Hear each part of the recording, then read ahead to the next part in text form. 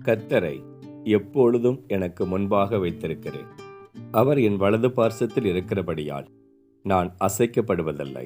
அன்பானவர்களே, தாவீது ராஜாவின் வாழ்க்கையிலே அநேக பாடுகளும் உபத்திரவங்களும் அவருக்கு இருந்தது.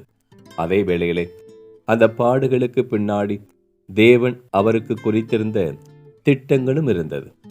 தாவீது தனக்கு முன்னிருந்த பாடுகளை குறித்து கலங்காமல் கர்த்தரை தனக்கு முன்பாக வைத்திருந்தபடினாலே கர்த்தர் தாவீதுக்கு குறித்ததை தம்முடைய கரத்தினாலே நிறைவேற்றினார்.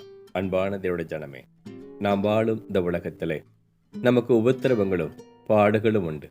நமக்கு முன்பாக இருக்கும் பாடுகளை குறித்து நாம் கலங்காமல் தாவீதை போன்று மெய்யாகவே நம்முடைய பாடுகளையும் துக்கங்களையும் சுமந்த ஆண்டவராகிய இயேசு கிறிஸ்துவை நமக்கு முன்பாக வைத்திருப்போமானால் அப்பொழுது கர்த்தர் உங்களுக்கும் எனக்கும் குறித்ததை தம்முடைய கரத்தினாலே நிறைவேற்றுவார்.